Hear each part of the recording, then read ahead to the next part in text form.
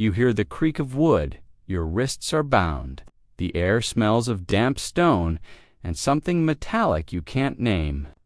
Somewhere in the shadows, a man adjusts a lever, and you realize with sudden nauseating clarity that your body is about to become someone else's message. This was the reality for thousands across centuries, not a scene from a film, but a calculated transformation of flesh into political language. The rack stretched tendons until they sang. The pair expanded where silence was demanded. The Iron Maiden never closed on anyone, yet its legend alone made confession spill like water. What we're about to explore isn't a catalog of violence. It's a map of how power learned to speak through pain, how fear was engineered with the precision of clockwork, and how some of these methods never truly disappeared. They just changed shape. Before we descend into this, I'd love to drop a comment telling me where you're watching from. It's genuinely surreal that a story this dark, this human, connects people from Sao Paulo to Stockholm to Singapore. Hit that like button if you're ready for history that doesn't look away. The year is 1546, England. The Tower of London keeps records more meticulous than most churches keep prayer books. In those records, an accused name appears beside a single word, rack. She was 25, accused of heresy for reading scripture in English, for questioning transubstantiation, for the unforgivable crime of thinking independently in a kingdom where thought was monarchy's property. The rack wasn't designed to kill. That would be too merciful to final. It was designed to unmake. Imagine a simple wooden frame for posts, 2 rollers connected by ropes, your ankles tied to one end, wrists to the other. The executioner turns a crank. At first, it feels like a stretch after sleep. Then your shoulders begin to whisper warnings. Another turn, your hips feel the geometry of your skeleton changing, joints pulling apart like countenance drifting. The pain doesn't crescendo, it plateaus into a new permanent state of being, a place where your body teaches you that you were never really in control of it. And Askew refused to name names. Even as her limbs extended beyond what anatomy textbooks said was possible, she stayed silent. They carried her to the stake afterward because she couldn't walk. Her legs dangled useless, her shoulders dislocated, but her voice somehow still worked. She recited scripture as the flames rose. The rack's genius wasn't in the damage it caused, but in the uncertainty it weaponized. You never knew which turn of the wheel would be the one that snapped something irreparable. That not knowing ate through resolve faster than any blade. It turned time into an accomplice, every second stretching as long as the tendons. But if the rack pulled bodies apart, its counterpart pushed them together until blood pooled where it shouldn't. The Scavenger's Daughter, named after its inventor, a lieutenant of the Tower, was an A-frame of iron that folded a human being like a letter. Knees forced to chest, head bent to knees, spine curved past any natural arc. Blood pressure rose, vision blurred red at the edges. Breathing became a conscious act of will. Each inhale a negotiation with crushed lungs. Here's what the records don't say explicitly, but what everybody knows instinctively. Compression is claustrophobia made anatomical. It's the panic of being buried alive, except you're buried inside your own skeleton. The Scavenger's Daughter didn't need to break bones to break people, just needed to make them feel the weight of their own body as an enemy. These weren't random cruelties, they were theater.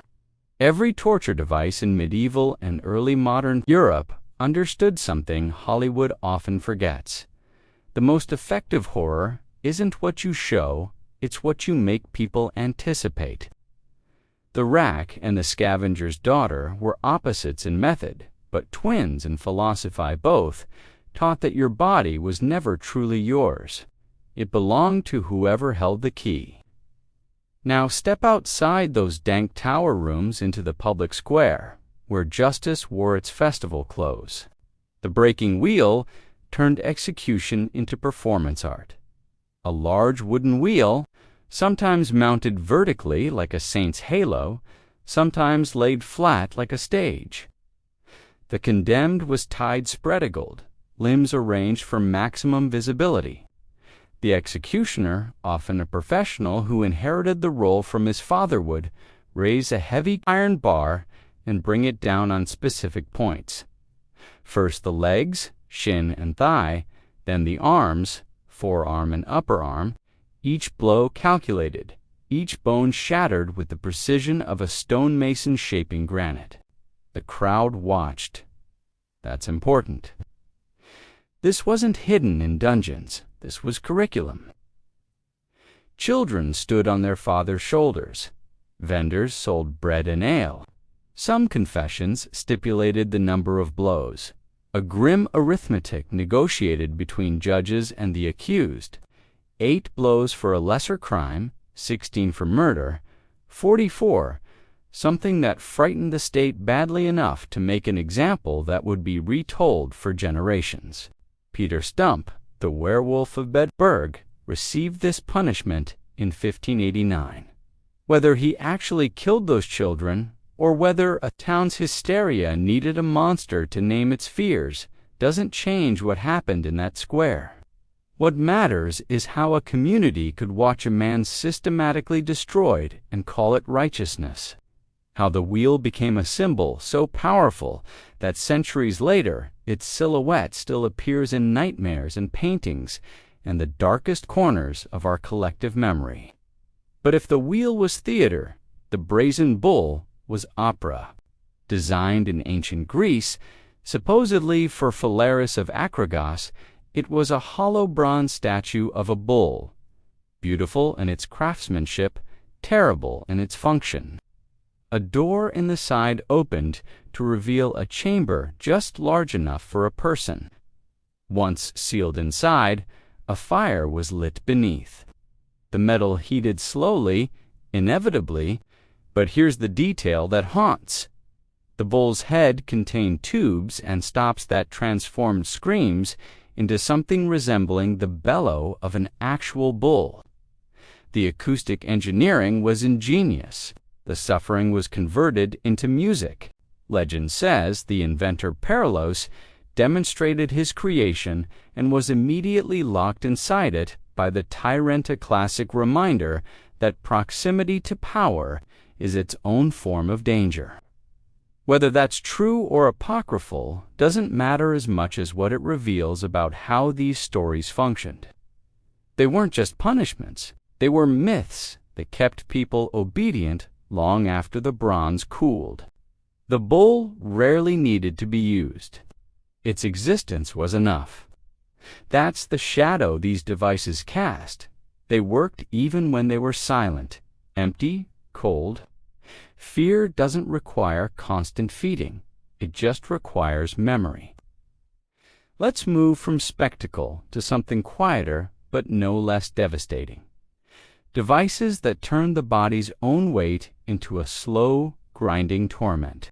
The Judas cradle looks almost Modista wooden tripod with a pyramid-shaped seat.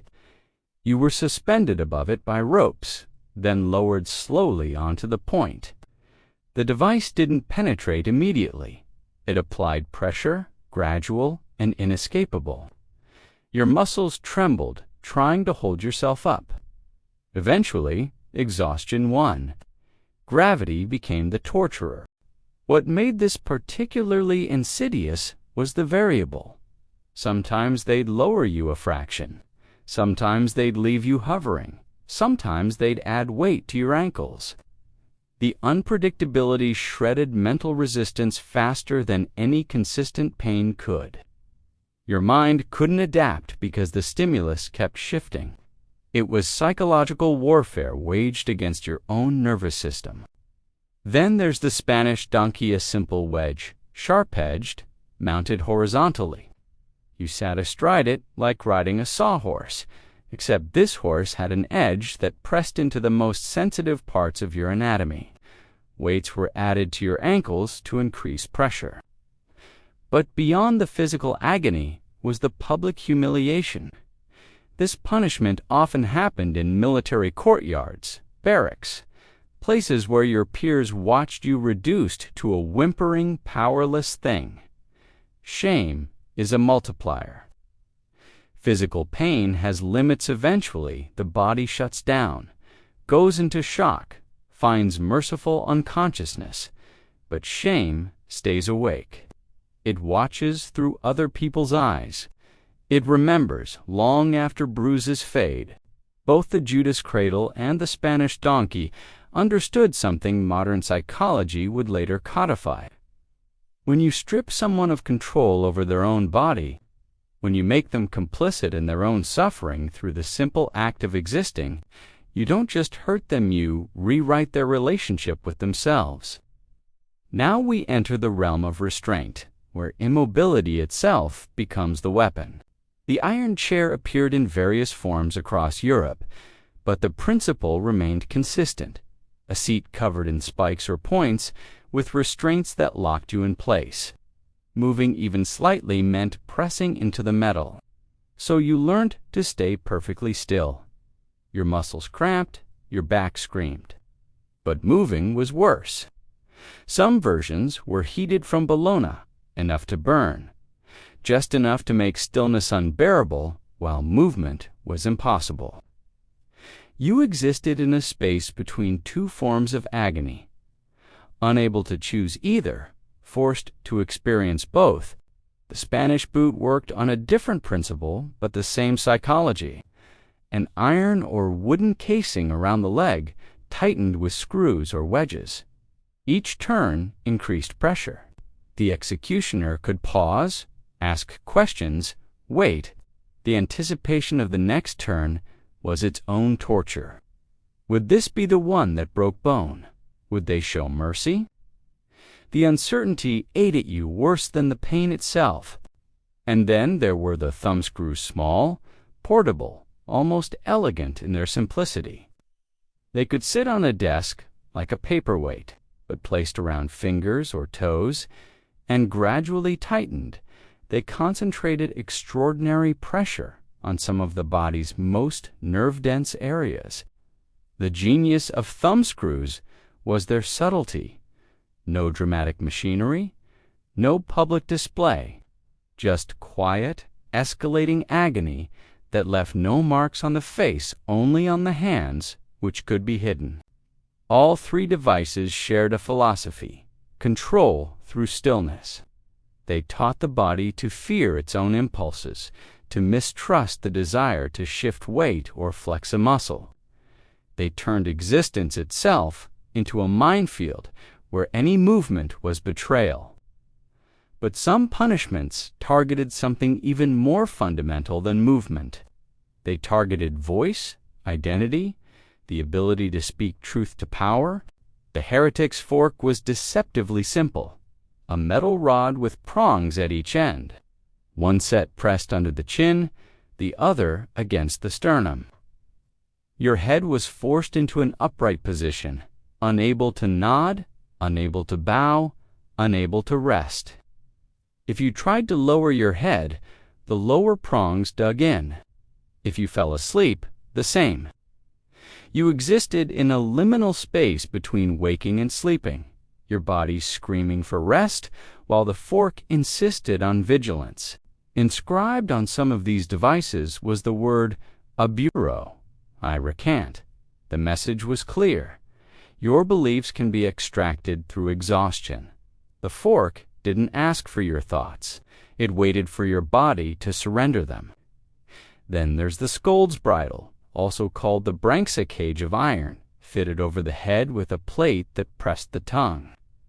This was almost exclusively used on women, particularly those accused of gossip, blasphemy, or speaking out of turn. The punishment wasn't private. Women were paraded through streets wearing the bridle, displayed in public squares, turned into living warnings. This is what happens when you speak. The sexism was structural. Men who slandered might face fines or brief imprisonment. Women who spoke inconveniently faced literal silencing, their mouths caged, their tongues pinned. The message wasn't just about specific words, but about who had the right to speak at all. The ducking stool worked on similar principles. A chair, attached to a long beam, suspended over water. The accused again, usually women, was strapped in, then dunked repeatedly into a river or pond. The crowd controlled the rhythm, shouting for more dunks or calling for mercy. It transformed punishment into participatory entertainment, made the community complicit. What unites these devices is that they attacked the fundamental tools of resistance: voice, dignity, the ability to be heard. They understood that power isn't just physical, dominance, it's the ability to control narrative, to decide whose words matter and whose are literally drowned out. Some tortures didn't rely on machinery at all. They weaponized time, isolation, and the body's own needs. The kang, used throughout China for centuries, was a large wooden board locked around the neck, extending outward like a table. It prevented you from feeding yourself, from sleeping comfortably, from bringing your hands to your face. Your crimes were written on the wood for everyone to read. You became a mobile billboard of shame.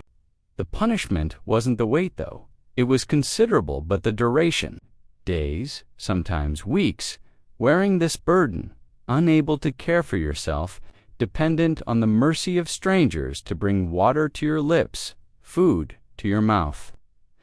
The kang transformed independent adults into helpless dependents, a degradation that outlasted any physical pain.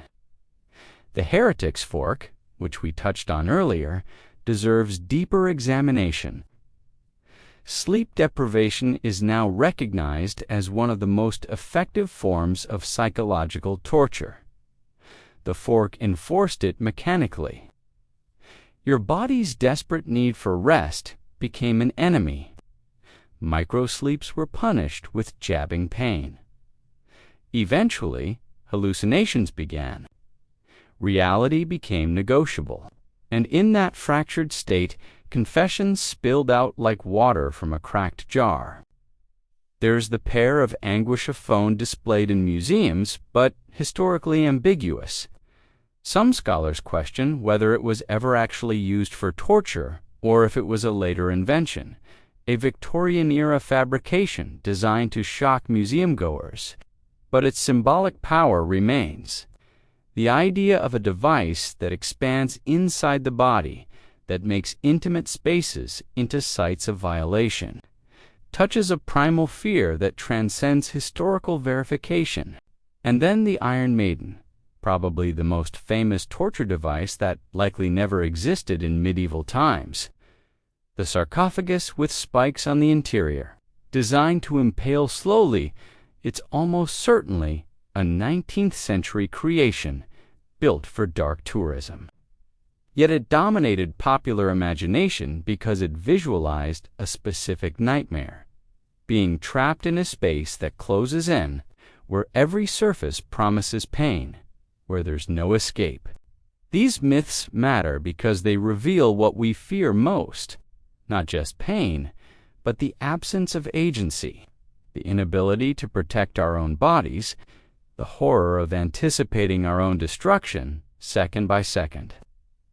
Now we must talk about devices that targeted the body's most intimate spaces, the areas where pain and shame intersect most violently. The breast ripper, used in medieval Europe primarily against women, had a design as straightforward as its name: heated metal claws that tore flesh. It was punishment for adultery, for abortion, for any perceived sexual transgression. But the physical damage was secondary to the symbolic message: your body is not yours. It's a territory the state claims the right to mark. This wasn't about justice, it was about control. Female bodies have always been battlegrounds for moral panics, sites where societies inscribe their anxieties about purity, order, and obedience. The breast ripper made that literal. It turned metaphor into scar tissue. The Spanish tickler, a handheld rake with sharpened claws, served a similar function. Drawn across skin, it left permanent marks, disfiguring scars that became lifelong reminders. You couldn't forget your punishment because your body wouldn't let you. Every mirror became an interrogation room. And there's the tongue terror. Exactly what it sounds like. Pincers designed to grip and remove the tongue, silencing permanently those who spoke against church or crown. The violence was targeted, not your thoughts, which remain invisible, but your ability to share them. It severed the connection between mind and community, making you a witness who could never testify. What connects these tools is their focus on erasing identitized sexual, vocal, social. They didn't just punish crimes, they punished existence outside approved boundaries.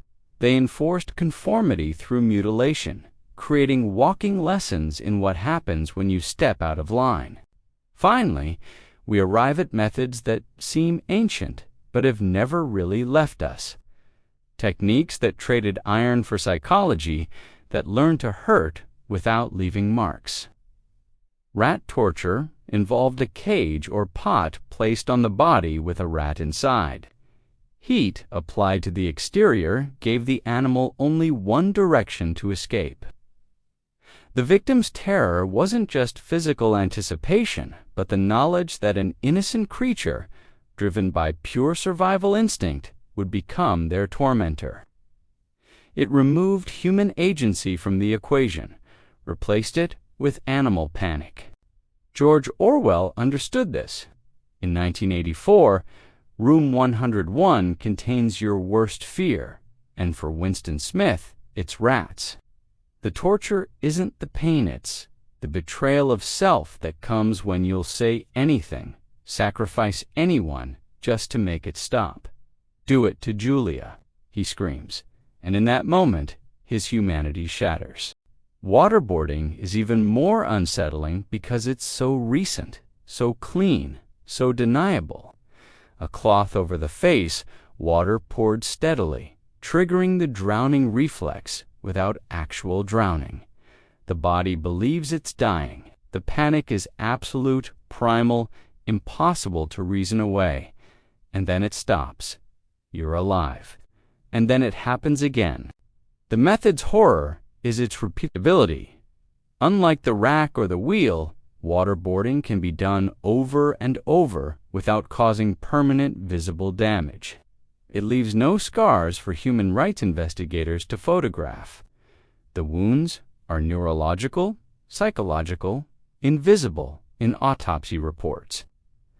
The fact that democratic nations debated its legality in the 21st century, that lawyers wrote memos justifying it, that it happened in facilities with medical staff present. That's perhaps the darkest lesson. Torture didn't disappear. It just learned to wear suits and fill out paperwork. In modern facilities, the evolution continues. The tiger chair, used in certain detention systems, is a metal seat with restraints that lock every joint in place. Hours become days. The body screams for the smallest movement to an inch to the left. A stretch, anything. But there's nothing. Just rigid stillness while muscles atrophy and the mind fractures.